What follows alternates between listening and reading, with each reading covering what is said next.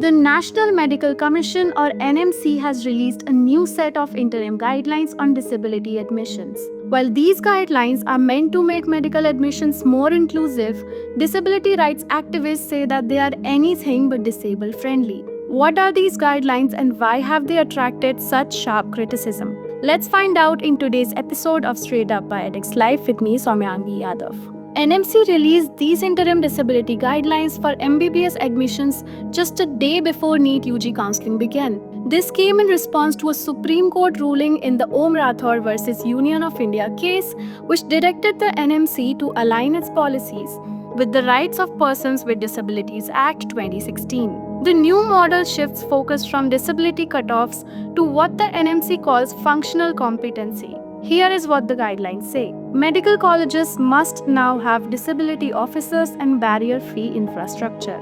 A grievance redressal system should also be in place, and students with disabilities must submit a self-certified affidavit declaring what they can and cannot do physically. This affidavit is what has triggered major criticism. Why?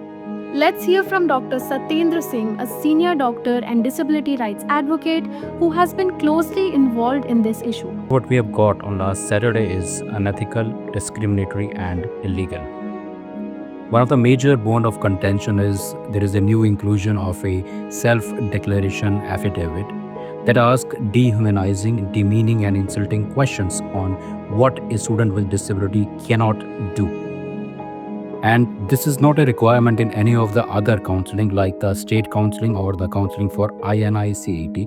This is exclusively for this new NEET 2025 batch and even not mandatory for students without disabilities.